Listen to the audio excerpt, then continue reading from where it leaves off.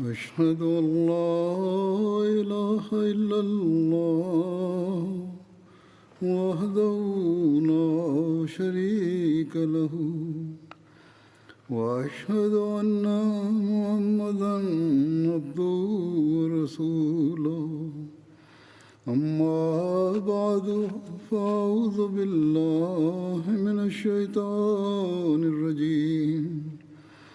بسم الله الرحمن الرحيم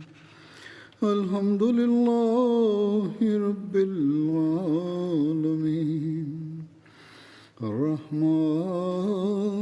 الرحيم مالك يوم الدين إياك نعبد وإياك نستعين اهدنا الصراط المستقيم صراط الذين أنعمت عليهم غير المغضوب عليهم ولا الضالين. نن سبا د حضرت عمر رضی الله تعالی عنہ ذکر روان دی. دغه لړ کې به نن هم بیانوم. حضرت مسلم موعود رضی الله تعالی عنہ فرمایي د حضرت عمر باره کې یو روایت کې راغلی دی چې کله هغوی د رسول کریم صلی الله علیه و آله وسلم د یو ارشاد مطابق یهودیان او عیسایان د یمن نه ویستي وو، نو هغوی د هغوی ځمکې په بیه اخیستې وې. او بیا نور هغوی فرمایي چې د یمن ځمکه چې د عیسایانو د یهودیانو په لاس کې وه هغه خراجي ځمکه وه، خو کله چې حضرت عمر رضی الله تعالی عنه هغه ځمکه د یهودیانو او عیسایانو نه واخیسته او هغوی د عربو جزیرې نه وباسل، نو باوجود له دې چې هغه ځمکه خراجي وه او په اصلي طور د حکومت ملکیت ګڼل کېده،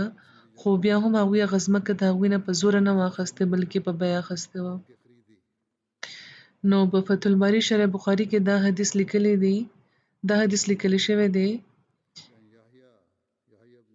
چې کله یعنی یحیی بن سعید روایت کوي چې کله حضرت عمر د نجران مشرکان او یهودیان او عیسایان د هغه ځای نه وباسل، نو د هغوی ځمکې او د هغوی باغونه یې په بیه اخیستي وو.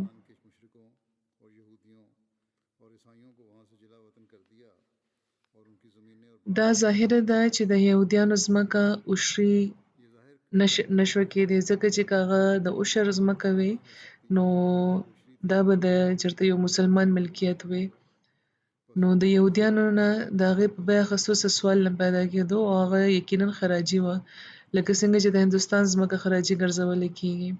خو حضرت عمر رضی الله تعالی عنه هغه خراجي دا نه وکړي چې هغه خراجي ګرځولې وي او د حکومت یې د هغې مالک ګرځولې وي او ضبط کړی وي، بلکې هغه یې په بیه اخیستې وه. کېدای شي چې څوک دا ووایي چې دا ځمکه نه خراجي وه نه عشري بلکې څه بل قسمه ځمکه وه ده، نو دا خیال به بېهوده وي او دا به علامت وي د اسلامي شریعت نه د ناواقفۍ. عشري او د خراجي نه علاوه بل هیڅ قسمه ځمکه په اسلام کې نشته سوای له دې چې هغه بیکاره پرته وي او څوک یې مالک نه وي، څوک یو تر هم د هغه مالک نه وي. نو لازماً د یهودیانو د عیسایانو د مشرکانو چې د نجران خلک وو د هغوی ځمکې یا خراجي وي او یا عشري، خو په دواړو صورتونو کې حضرت عمر چې څوک په دې قابض وو هغه یې د هغې مالکان ګرځولي وو او هغوی نه هغه په بیه اخیستې وی.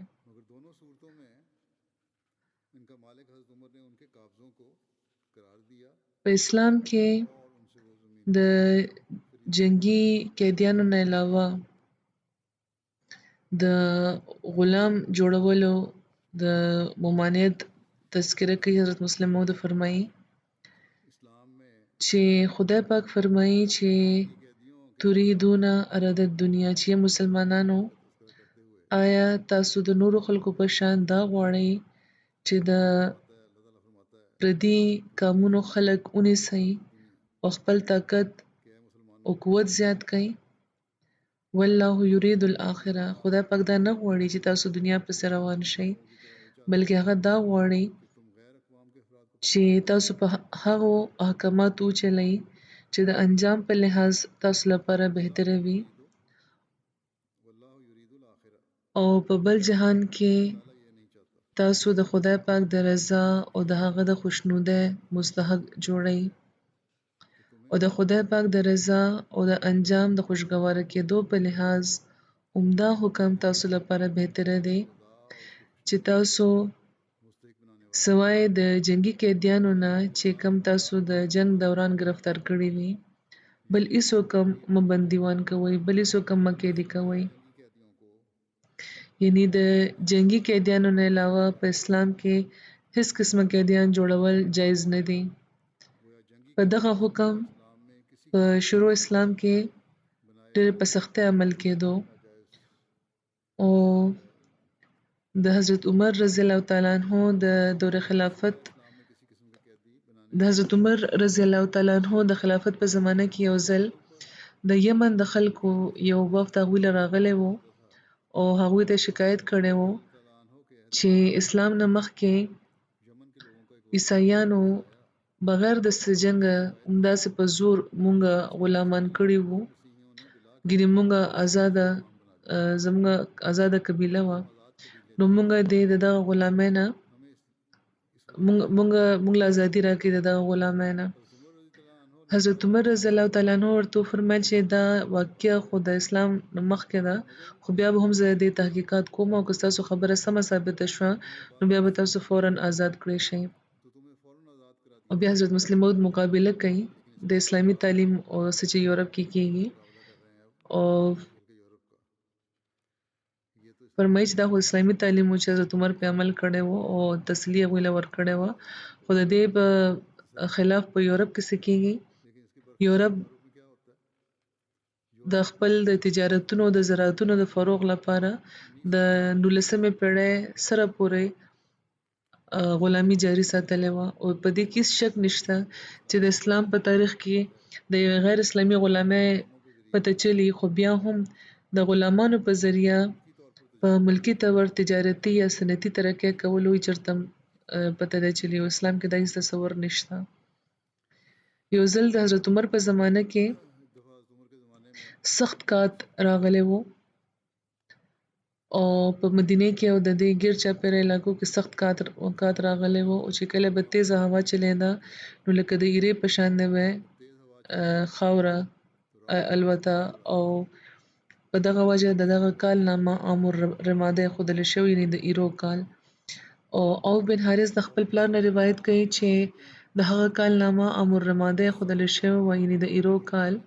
دې لپاره چې ټوله ځمکه د باران نه کېدو په وجه توره شوې وه لکه د ایرو په شان وه او دا کیفیت تر 9 میاشتو پورې و حزام بن هشام د خپل پلار نه روایت کوي چې 18 هجري کال کې چې خلک د حج نه واپس راغلو نو هغوی ته سخت تکلیف رسېدلی و په ملک کې کات خور و څاروي مړه کېده خلک د لږې نه مړه کېده ان تر دې چې د زاړه هډوکي هغوی اوړه کول او د هغې کې به اوبه اچول او څکل به او د مږو وغیره کورونه به هغوی کېناسته وای کې به چې څه و هغه به یې راوباسل حضرت ابن عمر نه روایت دی چې حضرت عمر بن خطاب عام الرماده کې حضرت عمرو بن عاص ته لیکلی و چې خط ورته لیکلی و چې بسم الله الرحمن الرحیم د خدای بنده عمر امیر المؤمنین له طرفه عاصی بن عاصی په نامه سلامتی دی وي پتا او اما بعد آیت ما او هغه خلک مړه لیدل غواړي چې کوم ما سره دي په داسې حال کې چې تاسو د ژوندي یئ او هغه خلک هم چې کوم تاسو سره دي آیا څوک مدد کوونکي شته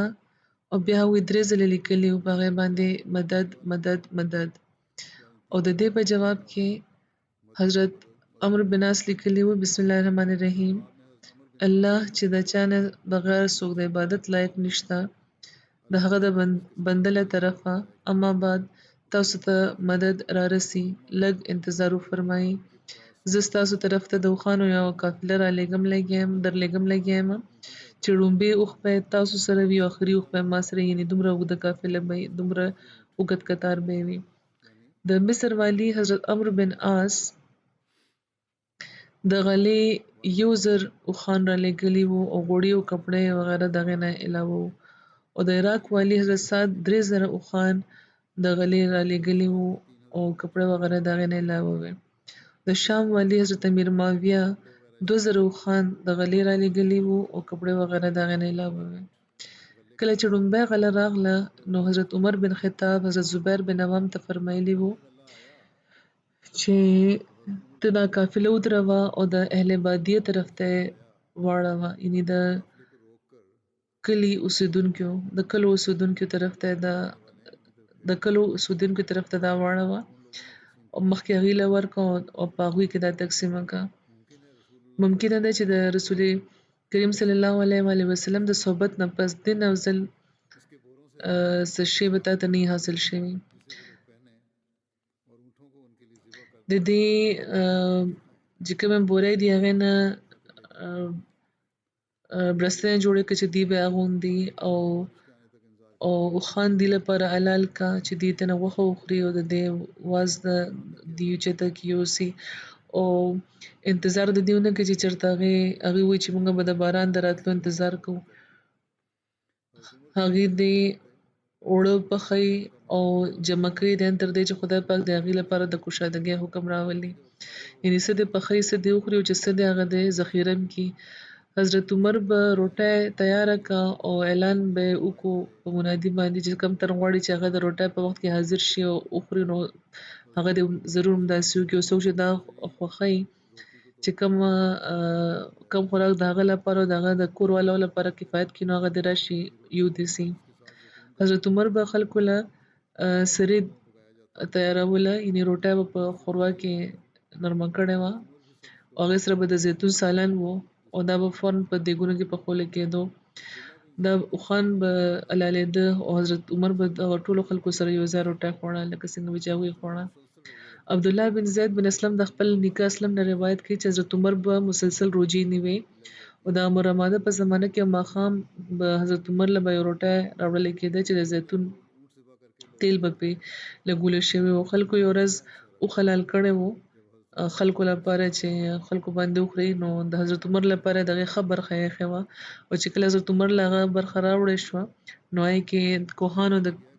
اینې ټوکړې وې. نو حضرت عمر تپوس وکړو چې دا کوم ځای نه راغلی ده نو ورته وویلې شو چې یا امیرالمؤمنین د هغه اوښانو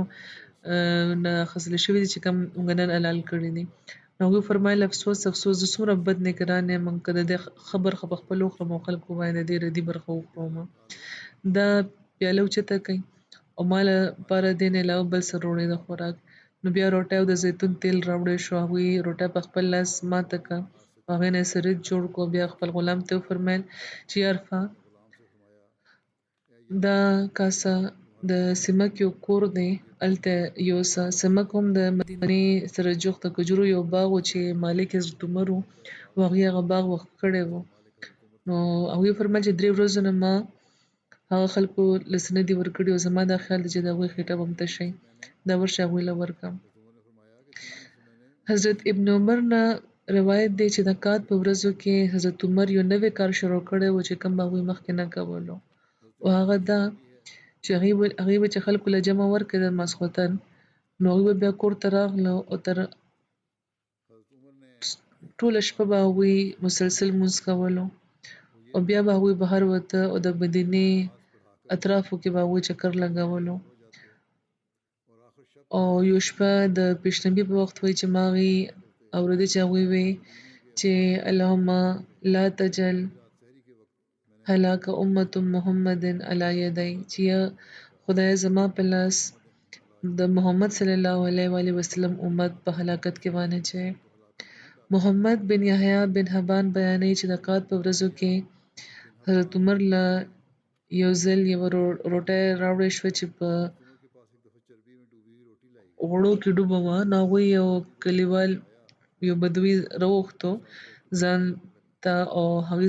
هم کېناست هغې سره روټۍ خوړل شروع کړه. نو هغه زر زر د کاسې په کنارو چې کوم غوړي وو هغه اخیسته. نو په دې حضرت عمر ورته وفرمیل چې ته خو داسې خولې لګوې لکه چېرته دې غوړ نه لیدلي. نو هغه ورته وویل چې بېشکه ما د ډېرو ورځو نه غوړي خوړلي دي او نه زیتون او نه مې څوک لیدلی دی چې دا خوري. حضرت عمر چې دا خبره واورېده نو هغوی قسم وخوړو چې هغوی به نه غوښه خوري او نه به غوړي خوري ان تر دې چې خلک د مخکې په شان د خلکو حال ښه نه شي. او ابن طاووس د خپل پلار نه روایت کوي چې حضرت عمر بیا نه غوښه خوړلې او نه غوړي ان تر دې چې د خلکو حال ښه شو. او چې هغوی غوړي نه خوړه او صرف یې چې تیل خوړو نو د هغوی خېټې کې به ډېر اوازونه به وو. هغوی به دا وایي خپله خېټې ته چې ته چې څومره اوازونه کې کوه خو قسم مې دی په خدای تا ته به بل څه میلاو نه شي تر هغه وخته چې تر څو د خلکو حال ښه نه شي. او هغوی هم هغه شان خوراک شروع نه کړي لکه څنګه به یې چې مخکې خوړو. ایاز بن خلیفه وایي چې ما د کات په کال حضرت عمر لیدلی و او د هغوی رنګ تور شوی و ځکه چې تور شوی و حالانکه مخکې د هغوی رنګ سپین و. وایي موږ وایي چې دا څنګه شوی و. نو راوي وایي چې حضرت عمر یو عربي و او هغوی به د غوړو د پیو استعمال کولو خو چې کله په خلکو کات راغلو نو هغوی دا څیزونه په ځان حرام کړه تر هغې چې تر څو د خلکو حال ښه نه شي. او حضرت عمر تیل سره به روټۍ خوړه او په دې د هغې رنګ بدل شوی و او چې کله یې فاقه کشي کړې وه د رنګ یې نور بدل شو.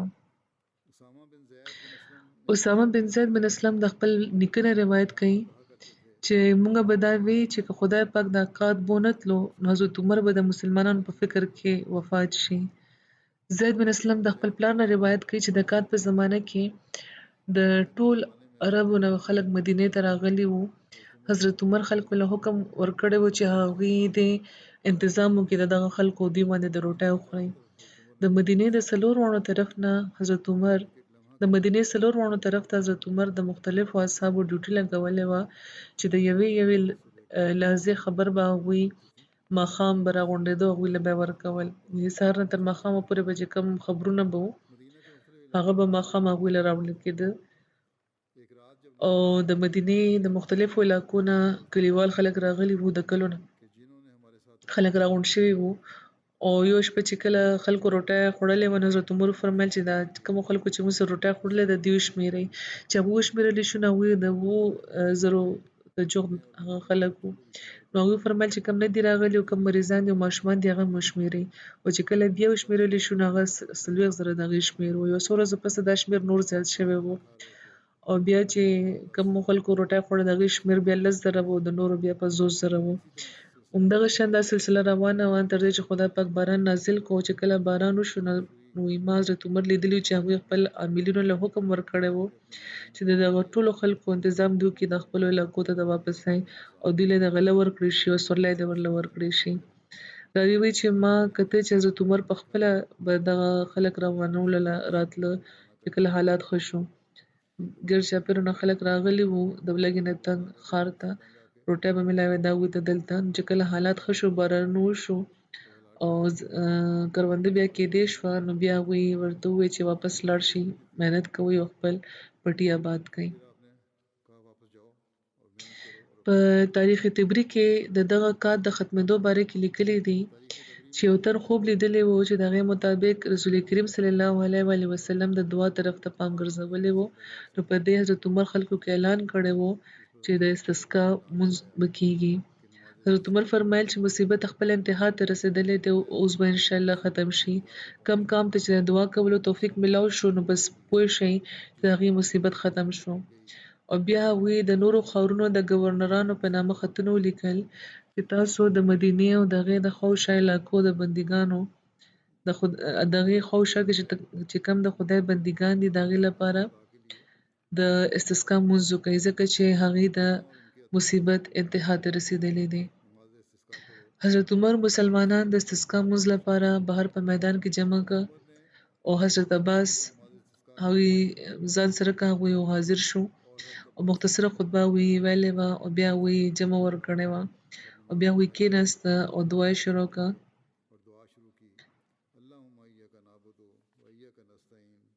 چې اللهم ایاک نعبد و ایاک نستعین اللهم اغفر لنا وارحمنا وارد عنا چې خدای پاک موږ سمستا عبادت کوو امتانه د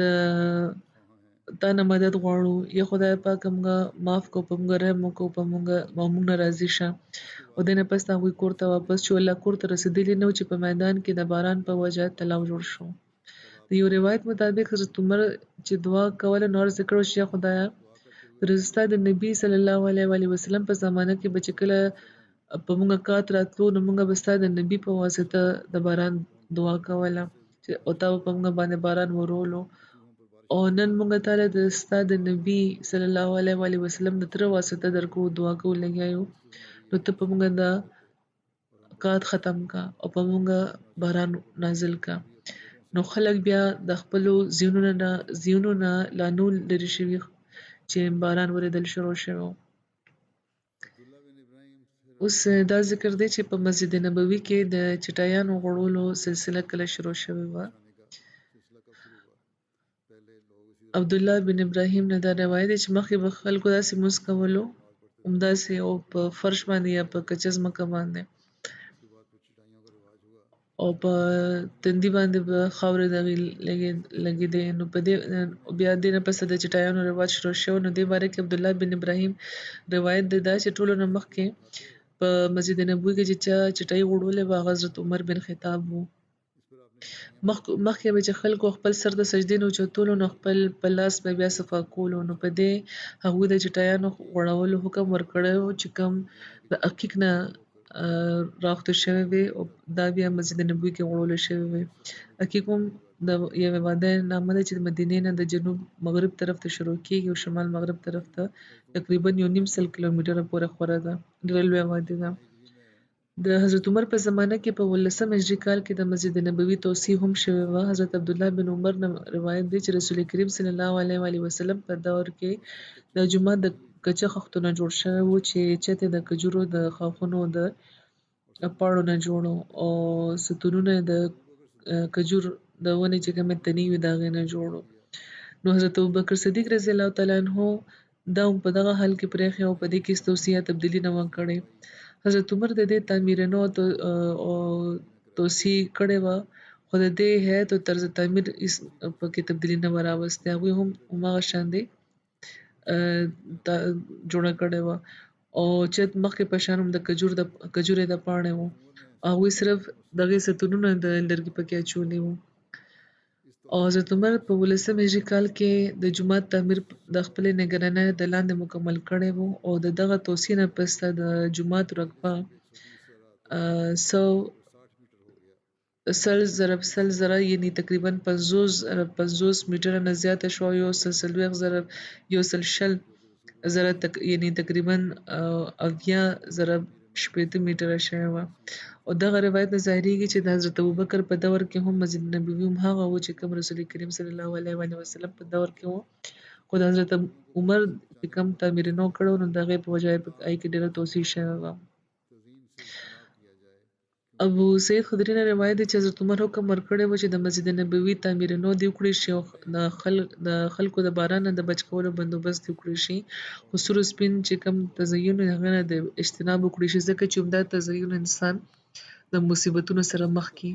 حضرت عمر د کفایت شهرۍ نه کار اخیستی و او جومات په دغه طرز جوړ کړی و لکه څنګه چې د رسول کریم صلی الله علیه و آله وسلم په دور کې به و او د جومات توسعې په وخت هغوی هغې سره چې کوم جغد کورونه وو هغه چې کوم د شمال جنوب او مغربي طرف ته وو هغه هم هغوی اخیستي وو ځینې خلکو په رضا او رغبت خپلې ځمکې جومات لپاره هبه کړی وې او ځینې خلک وو چې ورسره حضرت عمر ته بیا د فهم او د تفهیم او د مالي ترغیب لاره خپله کړې وه هغې سره او داسې څه ځمکه هغوی په بیه اخیستې وه او جومات کې شامله کړې وه د حضرت عمر په زمانه کې د مردم شمارۍ رواج هم شروع شوی و او هغوی دا کړی و او چې کوم د راشن ورکولو نظام دی د خوراک لپاره هغه مقرر شوی و دې باره کې حضرت مسلم موعود لیکلي دي چې په دغه لړ کې چې د اسلامي حکومت نظم و نسق به څنګه چلېدو او څه تبدیلی شوې وې کومې نوې خبرې پیدا شوې وې په انتظامي معاملاتو کې هغوی لیکي چې رسول کریم صلی الله علیه و وسلم چې مدینې ته راغله نو لومبی کار یې همدا کړی و چې کوم خلکو چې جایداد لرلو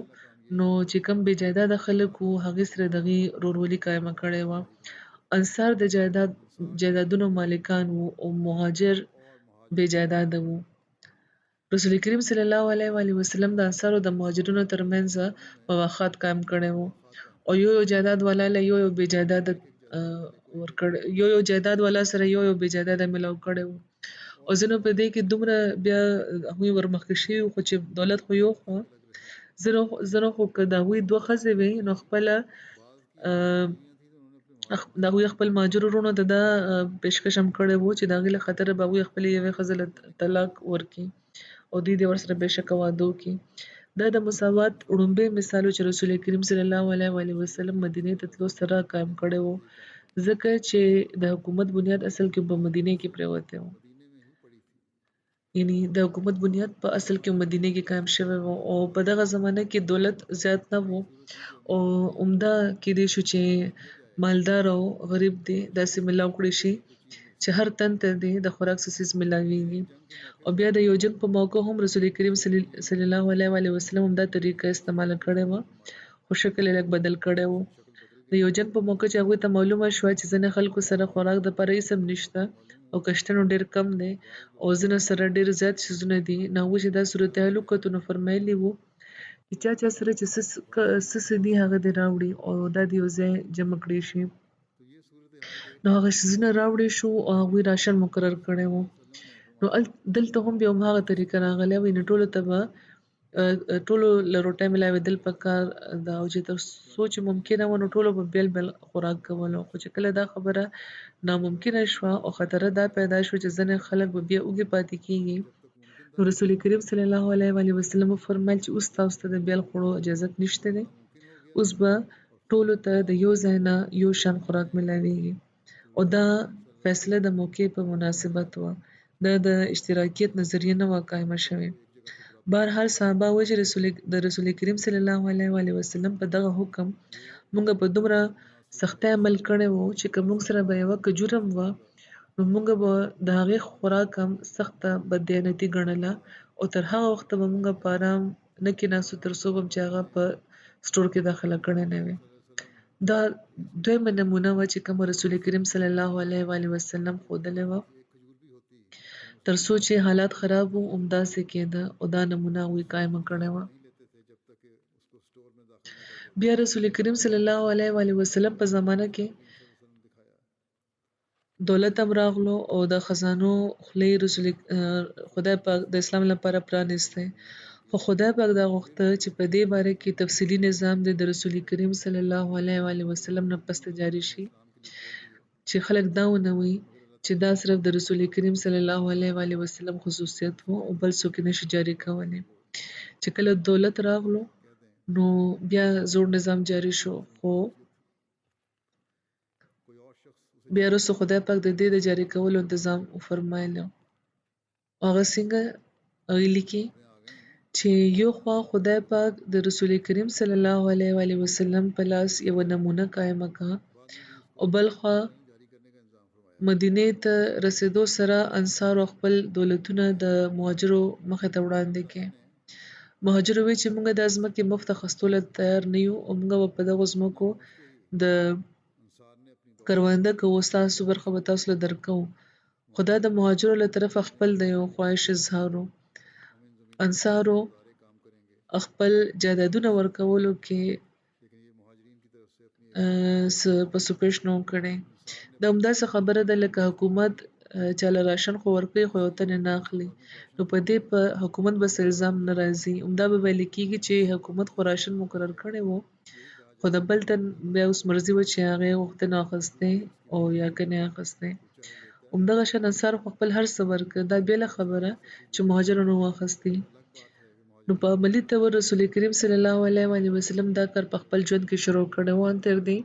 چې کله د بحرین باچا مسلمان شو نو هغوی هغې ته دا هدایت فرمایلی و چې ستا په ملک کې چې کومو خلکو سره د ګزارۍ لپاره څه ځمکه نشته نو ته به هغې کې هر تن له 4 درمه او جامې د ګزارۍ لپاره ورکوې چې هغې دې وږي او بربنډ پاتې نشي. او دې نه پس ته مسلمانانو سره له دولتونه ملاوېدل شروع شوي وو، خو چونکې مسلمانان کم وو او دولت زیات وو، نو ځکه د څه نوي قانون د استعمال هغه وخت ضرورت نه و محسوس شوی، ځکه چې کم غرض و هغه پوره کېدو. اصول دا دی چې کله خطره وي الګ قانون دې جاري کړی شي، او چې نه وي نو هغه ورته اجازه دی چې حکومت هغه قانون جاري کوي یا نه. نو بیا حضور فرمایي چې کومه خبره ما شروع کړې وه په منځ کې نور تفصیل راغو، هغه دا دی چې د رسول کریم صلی الله علیه وسلم نه پس دا نظام څنګه جاري شوی و. چې کله رسول کریم صلی الله علیه وسلم وفات شو او مسلمانان د دنیا مختلفو ګوټونو کې خورېدل شروع شو، نو هغه وخت پردي قومونه هم په اسلام کې شامل شوي وو، او د عربو خلک خو یوه ډله وه او یو قام په شکل کې وو، او هغوی به یو بل سره مساوات هم قایمولو. چې کله اسلام په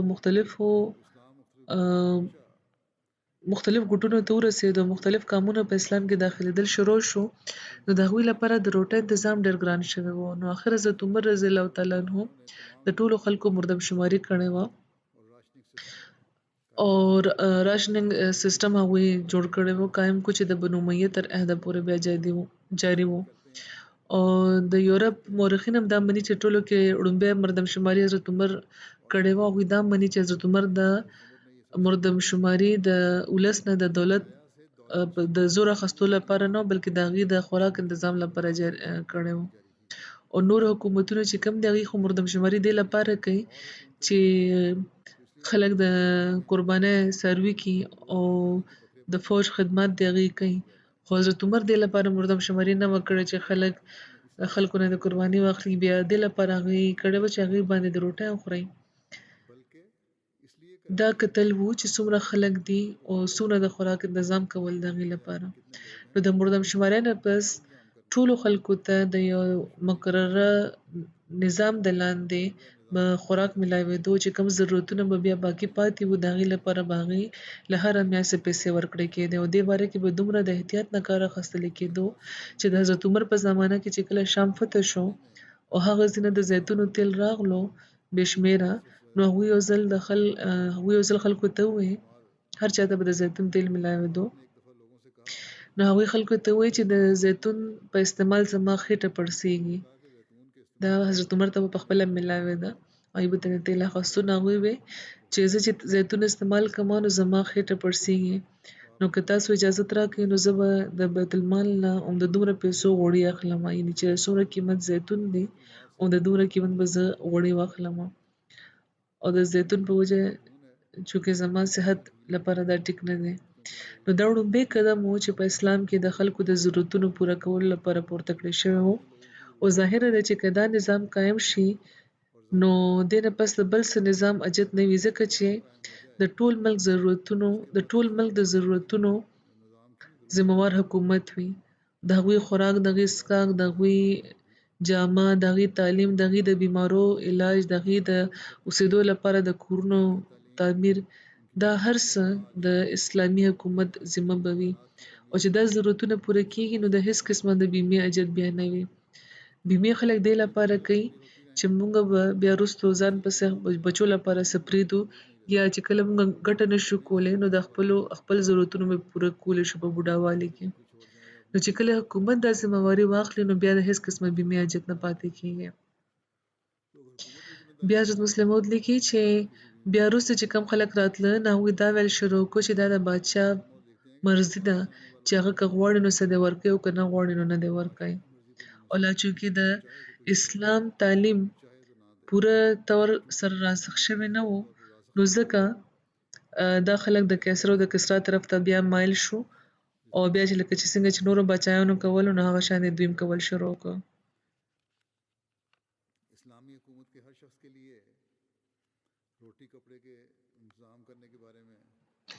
اسلامي حکومت چې کله هغه د اموالو مالک شوه نو هغې د هر تن لپاره د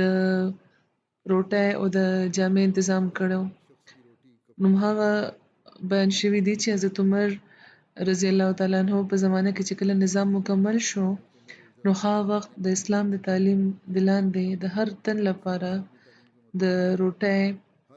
او د جامې مهیا کول د حکومت ذمه وه او حکومت به خپل دا فرض په پوره ذمهوارۍ پوره کولو. حضرت عمر رضی الله تعالی عنہ د دغه غرض لپاره د مردم شمارۍ طریقه جاري کړې وه او رجسټرونه شروع کړي وو چې پکې د ټولو خلکو د نامو اندراج وکېدو.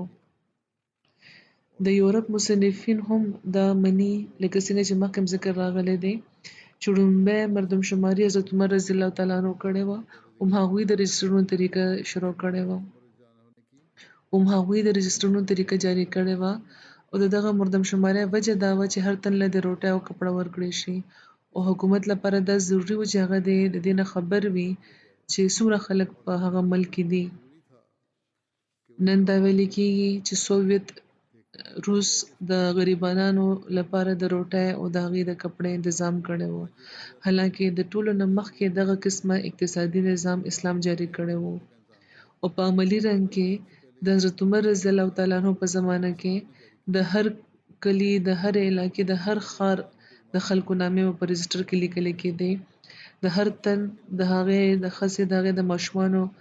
نامې او د هغې شمیر به لیکل کېدو او بیا د هر تن لپاره به د خوراک حد مقرر کېدو دې لپاره چې لږ خوراک کول والا د هم ګزاره وکړي شي او چې څوک زیات خوراک کوي هغوی د هم د خپل د خواهش مطابق بیا خوړی شي. په تاریخونو کې ذکر راځي چې حضرت عمر رضی الله تعالی عنہ چې په شروع کې چې کومې فیصلې کړې وې نو پای کې د پیو ماشومانو خیال نو ساتلی شوی او هغوی ته به هغه وخت د غلې په صورت کې مدد ملاوېدو کله به چې هغوی د پیو نه پرېکړې شو کله به چې میندو هغوی د پیو نه پرېکړه لکه څنګه چې په تېره خطبه کې هم ما بیان کړي حضور فرمایي چې یوه شپه حضرت عمر رضی الله تعالی عنہ د خلکو حالاتو معلومولو لپاره ګشت کولو چې په یوه خیمې کې د یو ماشوم د ژړا اواز واورېد هغوی هلته ودرېده خو ماشوم و چې ژړلې او مور کوشش کولو چې هغه وده شي خو ماشوم ډېر زیات ژړل چې کله ډېر وخت تېر شو نو حضرت عمر د خیمې دننه ورغله او ښځې ته یې وویل چې ته ماشوم له پی ولې نه ورکوې دا ولې دا څومره وخت نه جاړې لګیا دی هغې ښځې هغوی ونه پېژانده هغې دا وګڼل چې څوک عام تن دی نو هغې ورله جواب ورکړ چې تا ته معلومه نه ده چې عمر فیصله کړې ده چې د پیو ماشومانو له به خوراک نه ملاویږي او موږ غریبانان یو زموږ ګزاره په تنګۍ کېږي نو ځکه ما د ماشوم د پیو نه پرې کړی دی چې د بیت المال نه د دغه له میلاوه شي نو که اوس دا جاړي نو جاړي دي عمر ته چا چې داسې قانون جوړ کړی دی. حضرت عمر هغه وخت واپس شو په لاره کې به ډېر په غم هغوی دا وی چې عمره خدای خبر چې په دغه قانون به تا د عربو څومره ماشومان د پیو نه پرې کړي وي او آینده نسل به دې کمزوري کړي وي د هغوی ټولو ګناه ستا په غاړه ده. هغوی دا وی او سټور ته راغله او دروازه یې کولاوه که یو بوری د اوړو په ملا که یو تن ورته وویل چې وروڼې چې زه دا بوری اوچته کړمه نو حضرت عمر ورته وویل چې نه غلطي زما ده نو ضروري چې دی خو بیا زه د هم زه وزغممه نو هغوی هغه بوری په خپله هغه ښځې ته ورسوله او بله ورځ یې دا حکم ورکړو چې کومه ورځ چې ماشوم پیدا شي نو هغه ورځ به د هغه لپاره غله مقرریږي ځکه چې د هغه مور چې هغې له پی ورکوي هغه د زیاتې غذا محتاجه ده. بیا حضرت مسلم موعود فرمایي چې اسلام دی چا چې د ملک حقونه هم قایم کړي دي د اسلام په نظر کې د هر تن خوراک د رهایش او د جامې ذمہوار حکومت وي او اسلام د ټولو نه مخکې دا اصول جاري کړی دی اوس نور حکومتونه د دې نقل کوي لګیا دي په هغه هم په پوره طور نه بیمې کېږي فیملی پنشنونه ورکړی کېږي خو دا چې په ځوانۍ او په بوډاتوب دواړو کې د خوراک او د لباس ذمہوار به حکومت وي دا اصول د اسلام نه مخکې یو مذهب هم نه دی وړاندې کړی. په دنیاوي حکومتونو کې مردم شمارۍ دې لپاره کېږي چې ټیکس واخیستی شي یا د فوجي برتۍ لپاره د دا معلومه کړی شي چې د ضرورت په وخت به څومره ځوانان میلاو شي خو د اسلامي حکومت د ټولو نه مخکې مردم شماري چې کومه د حضرت عمر رضی الله تعالی عنہ په زمانه کې شوې وه هغه دې لپاره کړې وه چې ټولو خلکو ته د خوراک او جامه مهیا کړی شي دې لپاره نه چې محصولات دې ولګولی شي یا معلومه دې کړی شي چې د حاجت په وخت به د فوج لپاره به څومره ځوانان میلاویدی شي بلکې مردمشماري صرف دې لپاره شوې وه چې هر تن ته د خوراک او جامه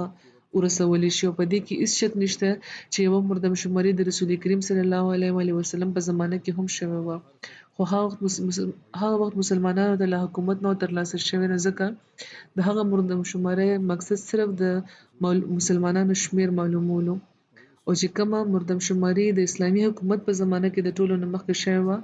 هغه د حضرت عمر په زمانه کې شوې وه او دې لپاره شوې وه چې هر تن ته د جامه او خوراک ورکړی شي دا څومره اهم څیز دی او په دې په ټوله دنیا کې امن قایمیږي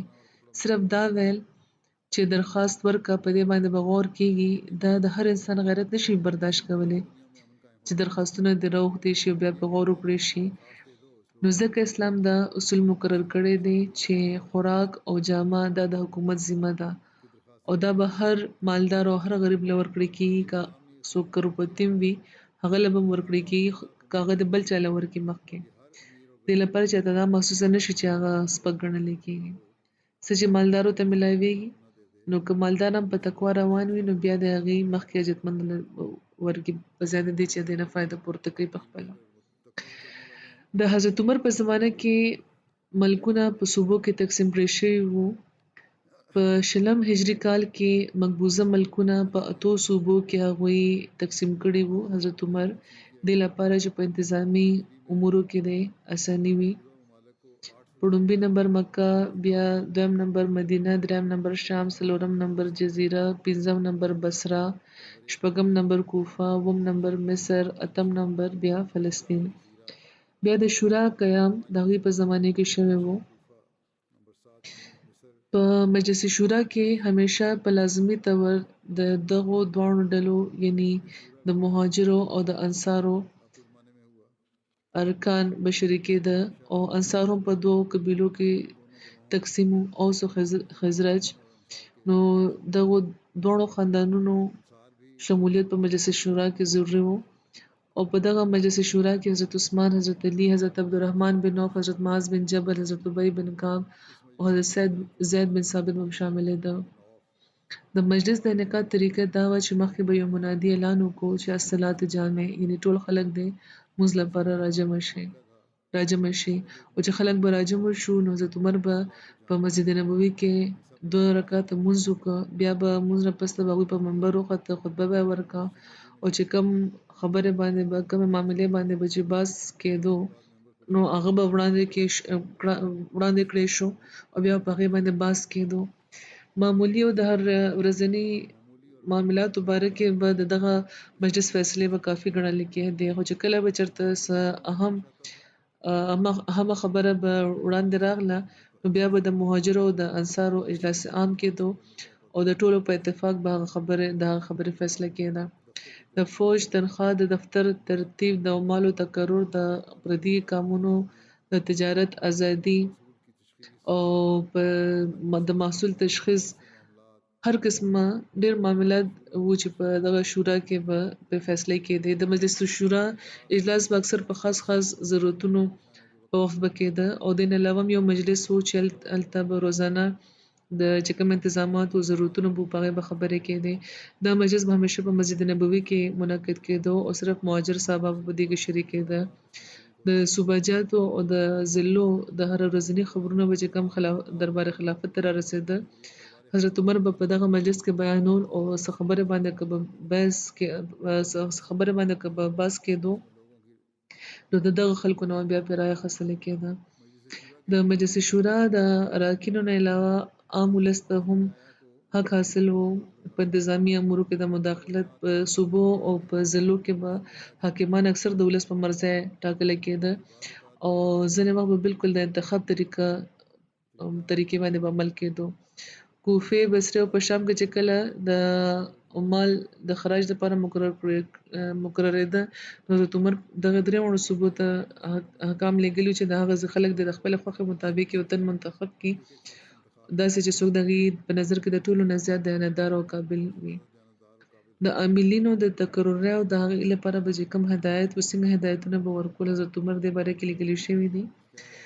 چې د اهمو خدماتو لپاره د عهدهدارانو تقرري به د شورا په ذریعه کېده او په دې باندې به ټولو اراکینو اتفاق کولو. د چا په نامه باندې به چې ټولو اراکینو اتفاق وکړو نو د هغه انتخاب به وشو او ځینې وخت به د صوبې یا د ضلعې حاکم ته به هغوی حکم لیږلو چې کوم تن د ټولو نه قابل وي د هغه انتخاب ولېږه. نو بیا هم هغه منتخب خلک به حضرت عمر د عامل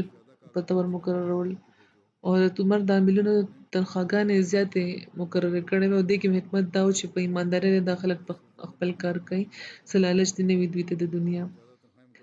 حضرت عمر به عهدهدارانو ته دا نصیحتونه کول چې یاد لرئ چې ما تاسو په خلکو باندې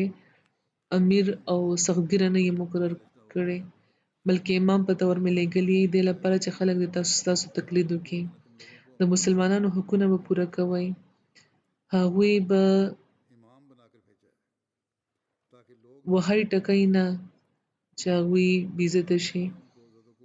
سزاګانې به ورله نه ورکوئ بلکې د هغوی د حقونو ورکولو کوشش به کوئ. څوک به بې ځایه نه ستایئ چې هغوی چېرته په فتنو کې پرېونځي. هغوی لپاره به خپلې دروازې همیشه نه بندې ساتئ چې چېرته طاقتور خلک کمزوري ونه خوري. ځان له په چا ترجیح نه ورکوو چې دا په هغې ظلم دی او کم تن چې به عامل مقررېدو هغه نه به دا لوز اخیستلی کېدو چې هغه په ترکي اس نه سورېږي،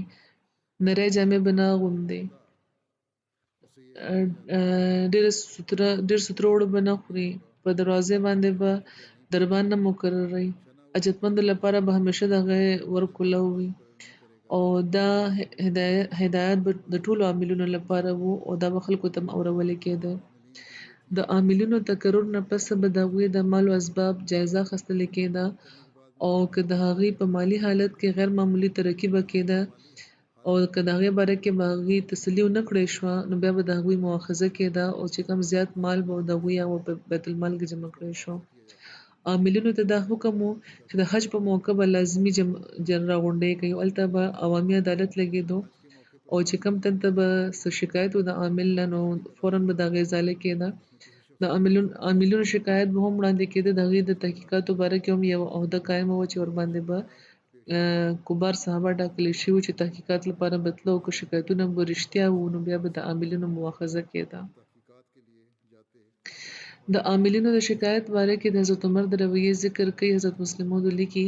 چې د حضرت عمر رضی الله تعالی عنه یوه واقعه ده چې د کوفې خلک ډېر باغیان وو. همیشه به هغوی د خپلو افسرانو خلاف شکایتونه کول چې فلاني قاضي داسې دی او فلاني کې دا نقص دی په فلاني کې هغه نقص دی او حضرت عمر به د هغوی په شکایتونو حاکمان بدلم کو او نور افسران به پرې مقرر کو به لېږل.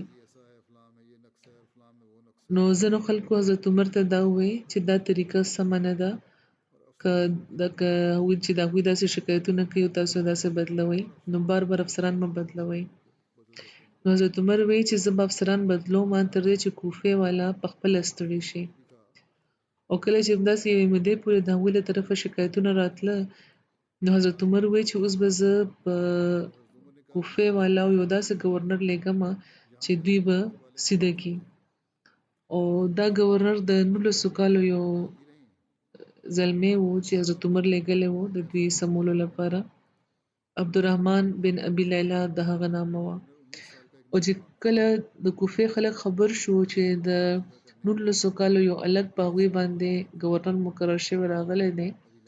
نو هغوی وایي چې راځئ چې موږ ټول هغه پورې لږ ټوکې وکړو. هغوی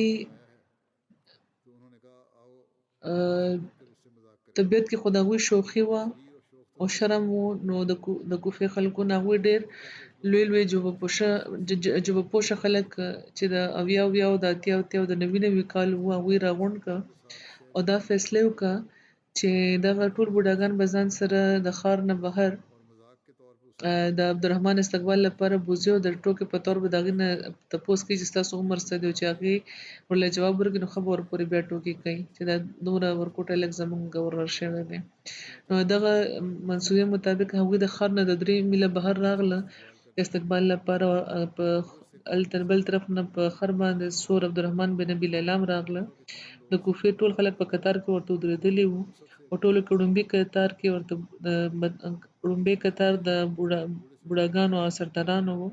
او چې کله عبدالرحمن بن ابي لیلا هغې ته جوخت ورسېدو نو خلکو ته یې تپوس وکړ چې تاسو زموږ ګورنر مقرر شوي راغلي وي او عبدالرحمن ستاسو نامه ده. نو هغوی ورته ویل چې او نو په دې یو بوډا ورمخکې شو ورته ویل چې ستاسو عمر څه دی؟ نو عبدالرحمن ورته ویل زما عمر نو زما د عمر اندازه دې نه ولګوه چې کله رسول کریم صلی الله علیه و آله وسلم اسامه بن زید په 10,000 صحابه او سردار په تور لېږلي وو او په هغې کې ابوبکر او عمر هم شامل وو. نو هغه وخت کم عمر چې د اسامه بن زید وو نو د هغې نه 1 کال زیات زما عمر دی دا وخت. نو دا خبره چې هغوی واورېده نو ټول ډېر شرمنده شو او وروسته شو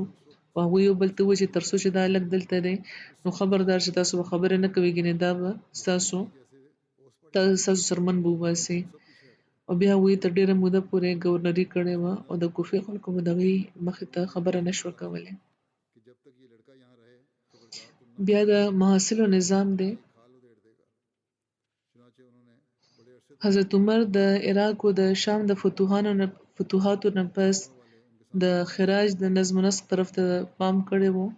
او چې کومې ځمکې باچایانو د مقامي خلکو نه په زور اخیستې وې او درباریانو او امیرانو له ورکړې وې هغه مقامي خلکو ته واپس کړي او ورسره حضرت عمر دا حکم جاری کړی و چې د عربو خلک چې په دغه ملکونو کې خور شوي دي هغوی به دلته کرونده نه کوي،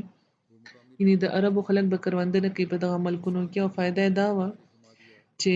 کومه تجربه د کروندې متعلق مقامي خلکو لرله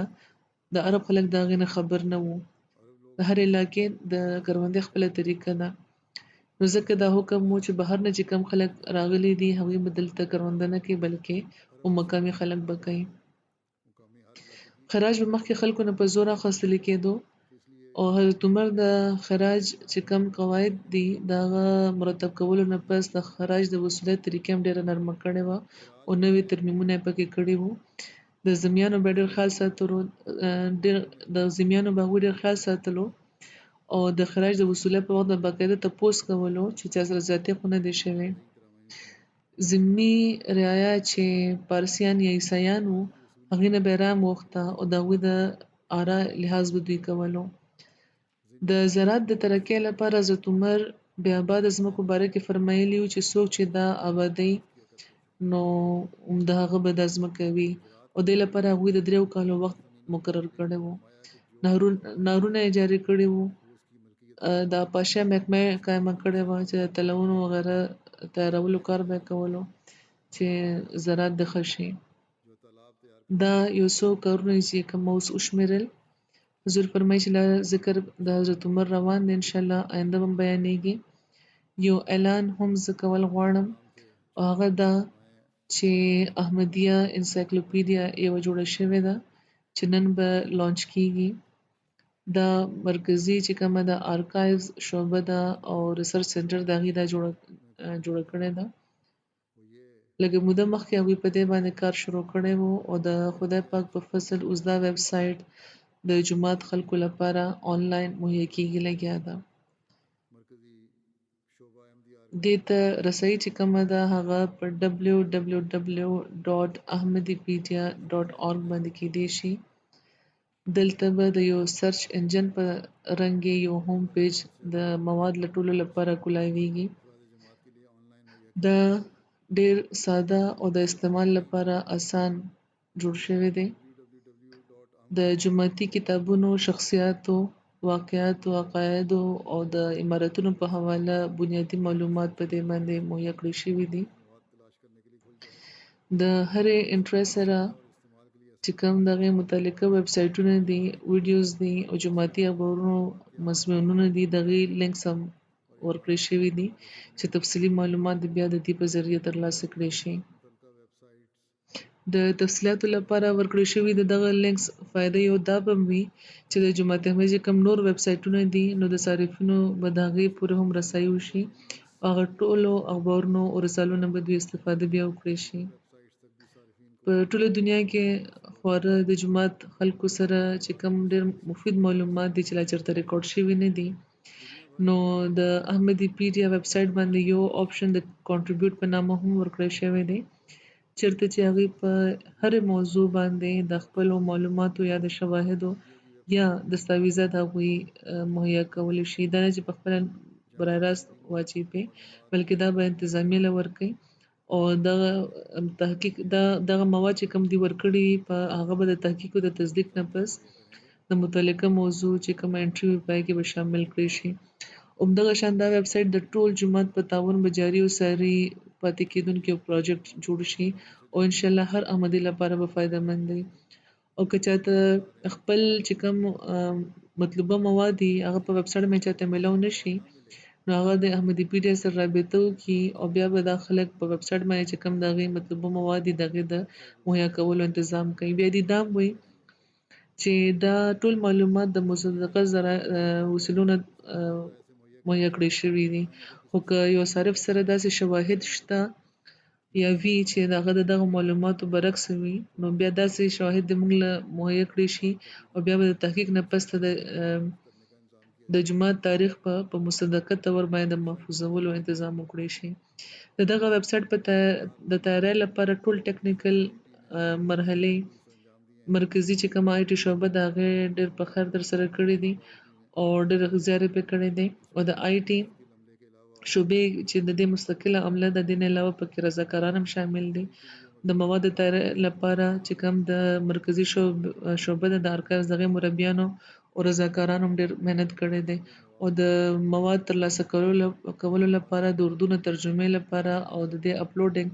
په ټولو کارونو کې دوی ډېر زیات مهنت کړی دی او ټول چې کوم دا کار کوونکي دي دغه ویب سټ لپاره نو خدای پاک دې ټول له جزا ورکړي د جمعې مونځ نه پس به ان شاء الله دا هم لانچ کوم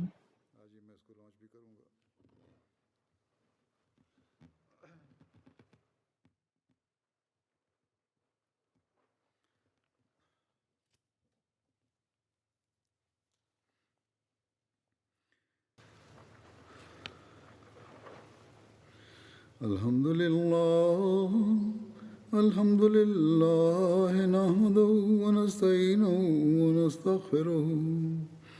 ونؤمن به ونتوكل عليه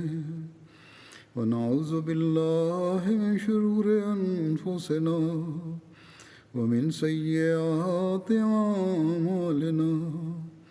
من يهده الله فلا مضل له ومن يضلل فلا هادي له ونشهد أن لا إله إلا الله ونشهد أن محمدا عبده ورسوله عباد الله رحمكم الله إن الله يأمر بالعدل والإحسان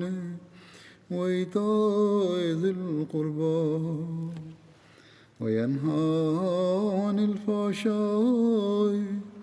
والمنكر والبغي يعظكم لعلكم تذكرون اذكروا الله يذكركم وادعوه يستجب لكم ولذكر الله أكبر